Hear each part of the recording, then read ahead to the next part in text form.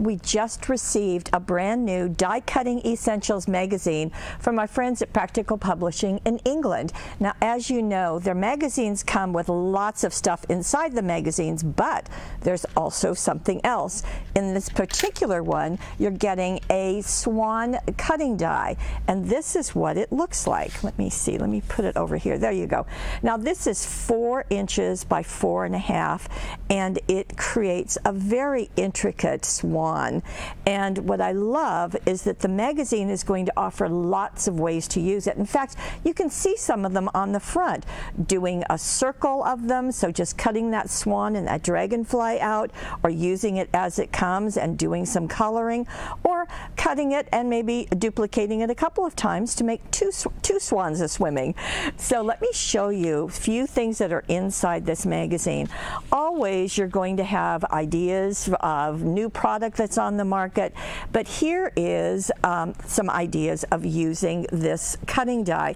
And I do love the fact that they're showing some dimensional ideas too.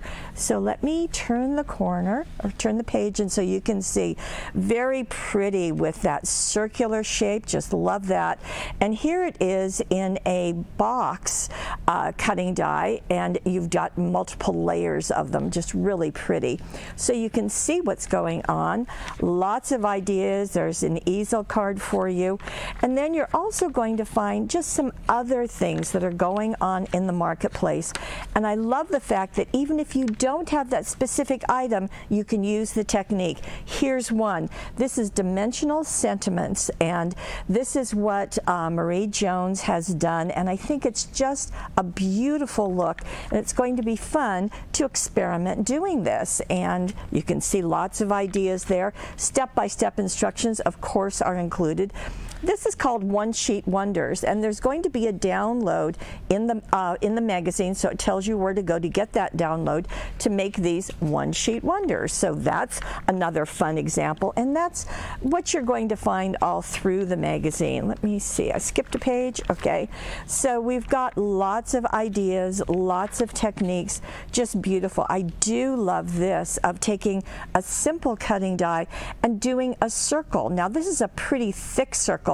So you've got any of the nested shaped cutting dies, which we have a lot of them here at Paper Wishes. That's a technique that you can do too. So often we think of a solid shape, kind of like what's been done here, but I love giving it dimension with following her ideas.